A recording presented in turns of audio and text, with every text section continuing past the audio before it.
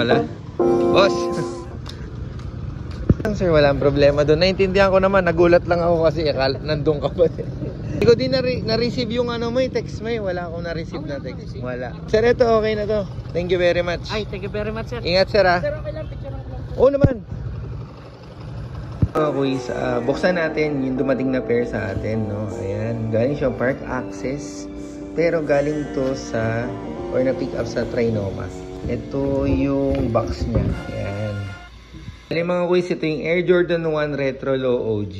Ayan, check natin yung pair. So mga quiz, ito yung sapatos na to.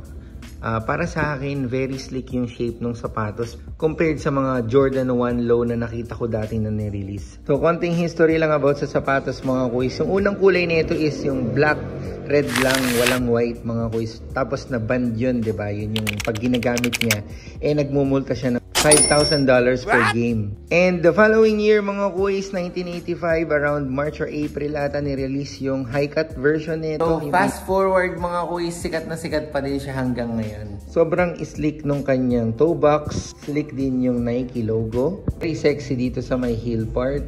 And ayan, kita nyo naman sa medial side, no? So, kaya siya medyo bulky sa paningin natin dahil hindi pa siya naka full lace. Pero pag naka full lace siya, napaka-sexy din yan tignan. And ito pala mga quiz, alam nyo naman kung ano yung nakalagay dito diba? Air Jordan na wing logo. And then yung Nike Air. Ayan, nabuo to habang yung designer nakasakay sa eroplano papuntang Chicago. Tapos yan yung naging concept niya, yung wings sa airplane and then yung bola at Michael Jordan.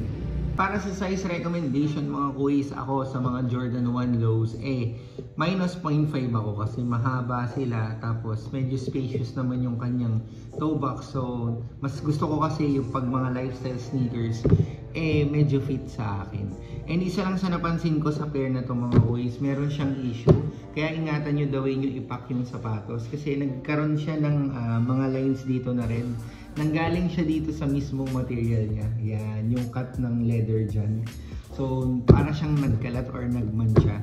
Pagdating naman sa comfort mga quiz, alam niyo naman ang Jordan 1 Low or Jordan 1 High, kahit anong Jordan 1 medyo masakit sa paas. Much better kung meron kayong replacement insole na magbibigay sa inyo ng comfort. Para sa aesthetics niya, sobrang nagustuhan ko yung sapatos na to, lalong-lalo na yung pagka-red niya. Dahil yung pagka-red niya, hindi siya super bright red na tamang-tama sa panlalaki mga quiz. Tapos super clean pa nung pagka-white. Pair na to, sobrang daming pwedeng gamitan ng outfit, no? So, pwede siya sa mga trending outfit ngayon or yung mga outfit nating mga titos na naka plain t-shirt lang tapos jeans, diba? Either denim jeans, black jeans, super okay itong sapatos. Sa package na to pala, may kasama siyang white laces and parang bigyan kayo ng preview kung anong itsura niya kapag meron siyang white lace. Ayan, nasa screen nyo.